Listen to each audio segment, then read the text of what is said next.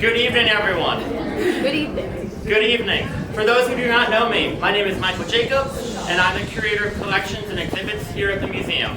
First, I want to thank you all for being here tonight, whether you're joining us in person or tuning in via Zoom. We're all glad you're here with us to open our newest special exhibit, Most Fortunate Unfortunates.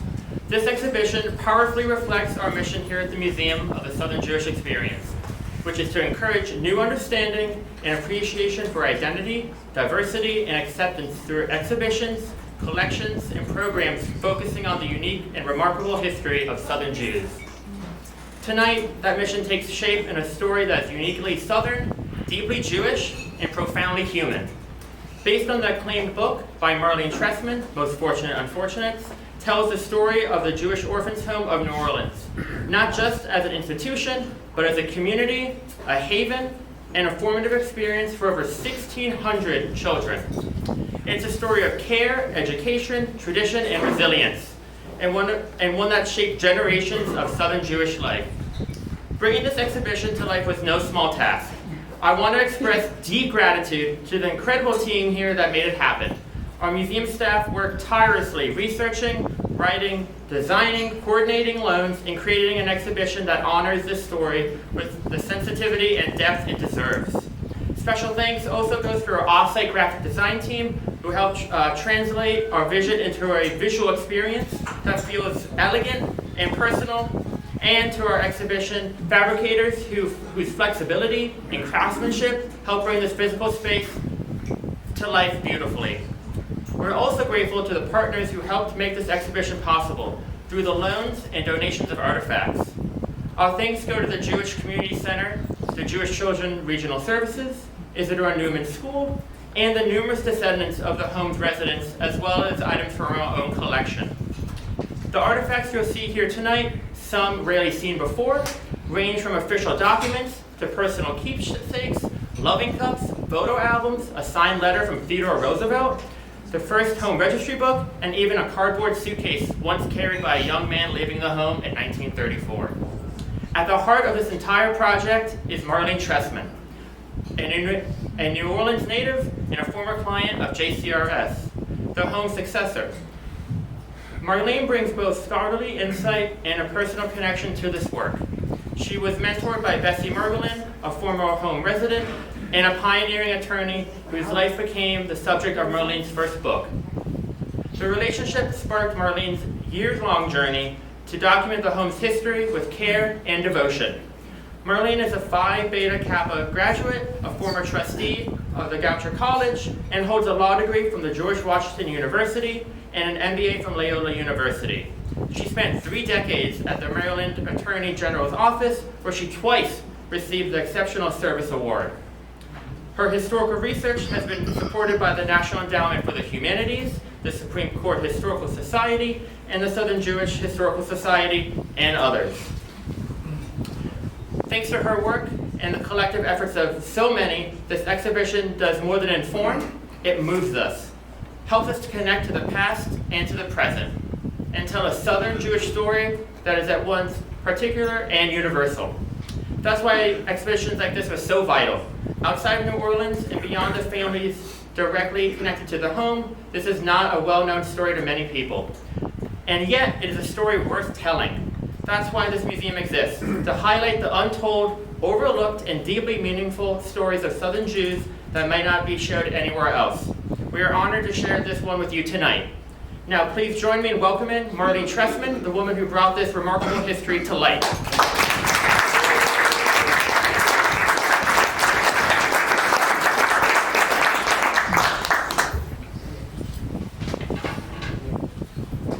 Thank you, everyone. Baruch atah Adonai, Eloheinu melech haolam, shechekianu v'higiyanu lazman hazeh. Blessed art thou, O Lord our God, King of the universe, who has kept us alive, sustained us, and enabled us to reach this season. Reverend James Capel Gutin recited that prayer, the Shechechiyanu, Hebrew for that we are alive, at the dedication of the Home for Jewish Widows and Orphans in 1856. By taking the time to express gratitude for new experiences, the Shehecheyanu helps us stop and appreciate these otherwise fleeting happy moments, especially in turbulent times. And in January 1856, considering New Orleans' 3 prior summers of devastating yellow fever epidemics, the prayer took on heightened meaning. Not only had the Jews of New Orleans united to erect the first purpose-built Jewish orphanage in the nation, but those who attended the dedication had lived to see it. And the only thing that stood between each of them and admitting their own children into the home was surviving the often fatal illness, although it would be 50 more years before they knew the disease was randomly inflicted by the bite of a mosquito. It seems only fitting to recite the blessing on the opening of this exhibition that tells the story of the home, the children who lived there, and the people who cared for them. How did I come to tell this story? As you heard Michael say, I believe most fortunate unfortunates was my story to tell. I realized this while I was writing my first book, Fair Labor Lawyer, The Remarkable Life of New Deal Attorney and Supreme Court Advocate Bessie Margolin, which was published in 2016. Through college, law school, and into my legal career, I got to know the audacious Bessie Margolin, who went from the home in 1925 to arguing at the Supreme Court 24 times over the next 4 decades. She was the first female lawyer I ever met, and we were connected by common childhood experiences. Bessie and I were wards of the same Southern Jewish Children's Welfare Agency, then known as the Home, and today known as the Jewish Children's Regional Service, which educated both of us at Isidore Newman School, a half-century apart. I'd like to note that with us here tonight from Atlanta is Bessie's nephew, Bob Margolin, whose father, Jack, and Aunt Dora also lived in the home. Where are you, Bob? Are you here? Don't see it better. Thank you. The years I spent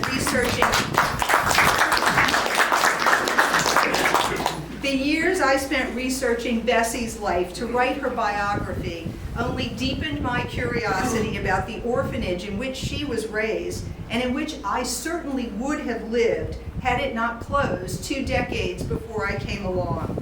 I wanted to know, what was it like for other home kids, and how did those experiences change over the 90 years of the home's existence? Did they, like Bessie and me, feel they were fortunate unfortunates? As much as this exhibit, my book, and my companion website, which I hope you'll visit, is marlenetrestman.com, constitute a love letter, my love letter, to the JCRS and the New Orleans Jewish community that raised me. Although I've done that, I've pulled no punches. You will see no P in here. Instead, borrowing the phrase that renowned American Jewish historian Jonathan Sarna used to praise my book, this exhibition tells the history of the home, warts and all. My hope is that this exhibition provokes introspection, conversation, and perhaps even action. You will meet home founders and leaders who were driven by the biblical commandment, repeated no fewer than 36 times in the Torah, to protect widows and orphans, and the desire to keep those people within the Jewish faith. They were equally driven by fear of anti-Semitism if they did not care for their own, many of whom were immigrant newcomers, while yearning to win social and professional acceptance within the majority Gentile population. You will see how a generous Jewish community stepped forward with the resources and commitment needed to properly rear and educate children and to fill them with hope and aspiration. I hope you'll think about lessons to be learned from this orphanage that provided long-term and often short-term respite care while parents and relatives regained stability. As you read about the home's children, though, and see their memorabilia, and even have a chance to view video clips of some of their interviews many years later, I hope you'll understand that there are no representative children. They came from across 7 southern states, some foreign-born, and many children of immigrants, while the reasons for their admission ran the gamut of parent disability, dysfunction, and poverty, if not death.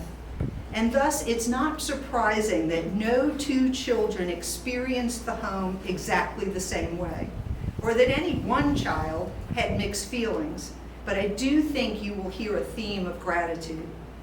The founders and managers of the home accomplished many great things, often at the forefront of child care, including impeccable medical care, the Golden City model of self-government, summer camp, mentorship in the form of volunteer big sisters, student counselors, and nurturing, long-going relationships with Black caregivers.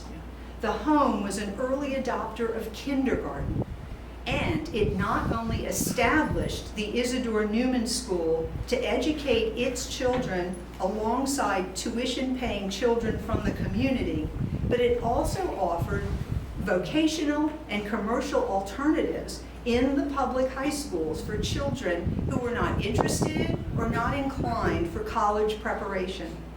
But these same founders and leaders were not infallible. You will read about enslavement, support for the Confederacy, and even blackface minstrelsy, about corporal punishment and a case of sexual abuse. And you'll read about the home's steadfast resistance to the growing national trend advocated by an emerging cadre of social work professionals toward foster care and other non-institutional forms of dependent child care.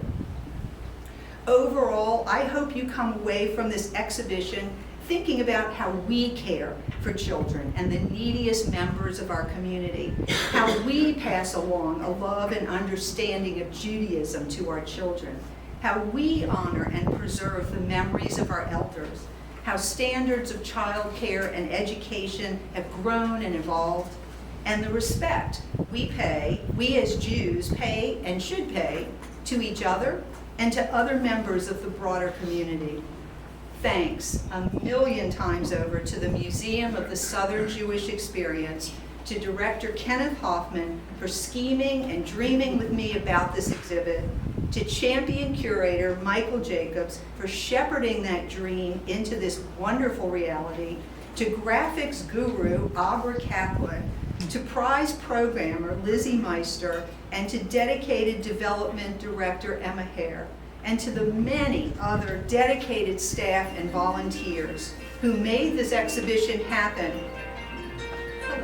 and will help it thrive over the next 9 months. My thanks and gratitude go to the many home alumni and their descendants, as well as descendants of former staff and leaders who entrusted me, and now the museum, with their memories and treasured memorabilia and encouraged us to tell their stories. I hope I do them all justice. I'd like to specially acknowledge the following descendants of home alumni who indicated they were coming, and I hope they're all here with us tonight. To Susan Katz-Miller, is she here? The great-granddaughter of home alumnus Sarah Adler Rosenfelder, the many descendants here tonight of the siblings Louise and Hugo Fieldschmidt. We have that family? Yeah, we got lots of hands. Andy Burka, grandson of home alumni spouses Morris Burka Sr. and the former Lena Tobias. Arthur Pulitzer, grandson of home alumnus Samuel Pulitzer. Ellie and Abby Wetzman, daughter and granddaughter of alumnus Albert Fox. Cliff Kern, great-great-grandson of Babette Schwartz, who entered the home in 1856 with her 5 children when the doors opened. But to even top that, Cliff, we have Rose Gilbert and her sister, Betty Porter, thank you, whom I've just met tonight, who are the great-great-granddaughters of Esther Carillion, the very first child admitted to the home or to the home's care before the doors opened in 1855. So Cliff, they got one. I also must take an opportunity to acknowledge the late Ned Goldberg, who served as Executive Director of JCRS for more than 3 decades. Ned's wife, Wendy, is here tonight, and I'm so pleased to have her.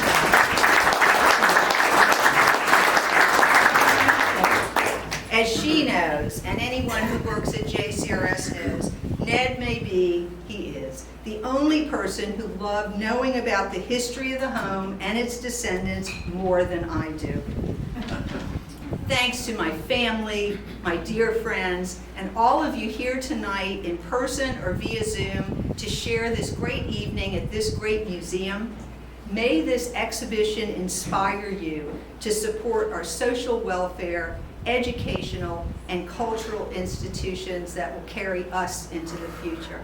Thank you for being here. I hope you'll take the rest of the evening to schmooze, enjoy the refreshments, take your time to go through the exhibit, and please come back. There's so much more in the exhibition than can be seen in one visit, so please come back often and bring friends and come visit. We'll be here for the exhibition will be here for 9 months. Turn it over to Kenneth.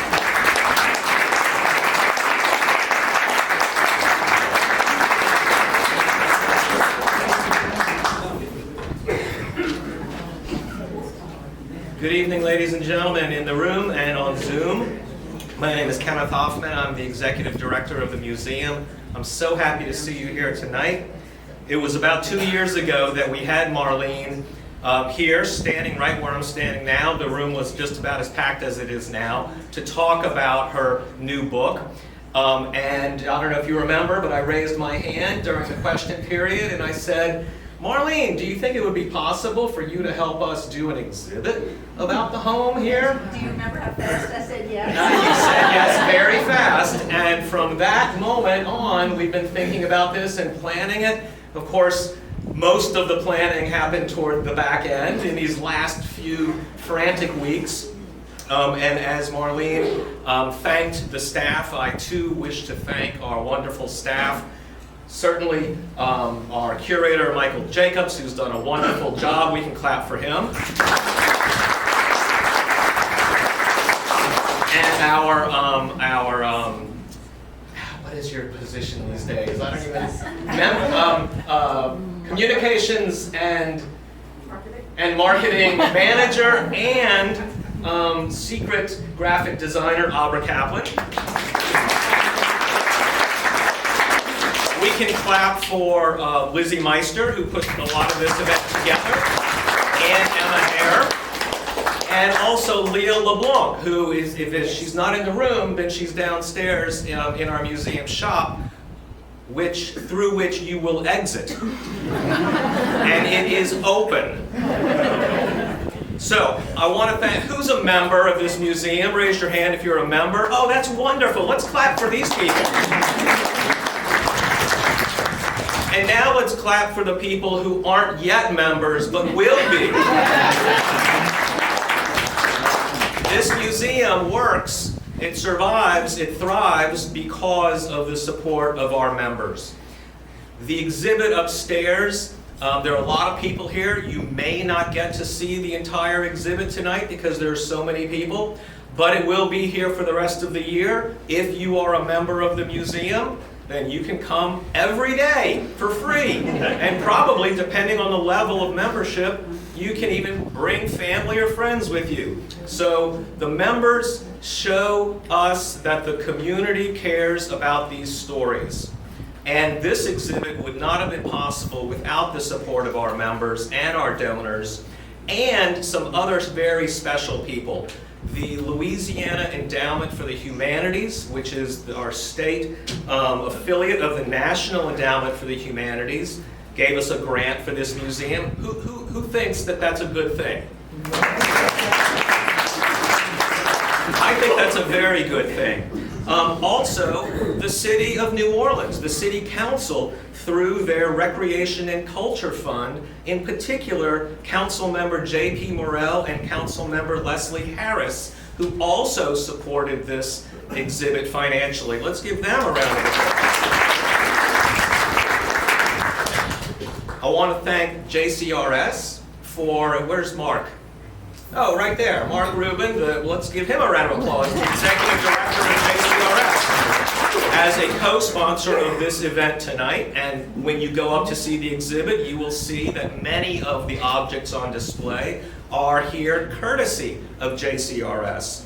But mostly, I want to thank the star of tonight, and the star of tonight is Marlene Trestman. So one more time, a big round of applause.